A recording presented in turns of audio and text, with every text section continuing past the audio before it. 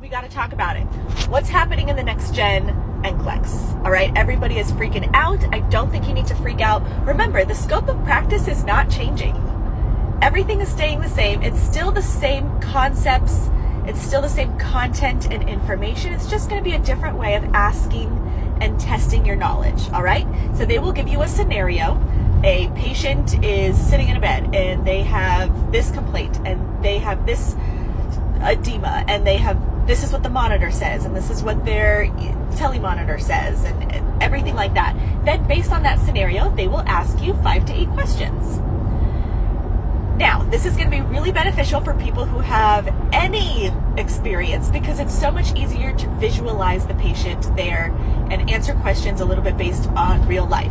Right now, the NCLEX gives you, if you take the whole test, 145 little scenarios, and you have to jump from scenario to scenario. I think it's going to be not an easier, but a more flow, easier to follow type of test. Also, when they have select all and apply or put things in order, questions like that with multiple answers, you will get partial credit if you get part of the question right. That will count towards your final score.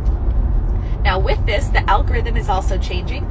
So when it delivers you your next question or your next scenario, it's going to be a little bit smarter and more updated as to how it kind of evaluates you and serves you the next question. So I think it's going to be a great change. It will be a little bit different in the way that you approach the question and think about it. But remember, it's the same content, guys. It's the same content.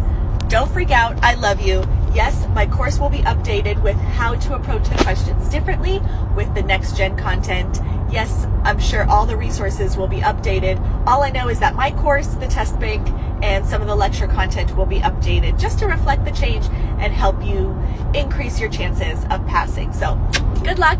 Don't freak out.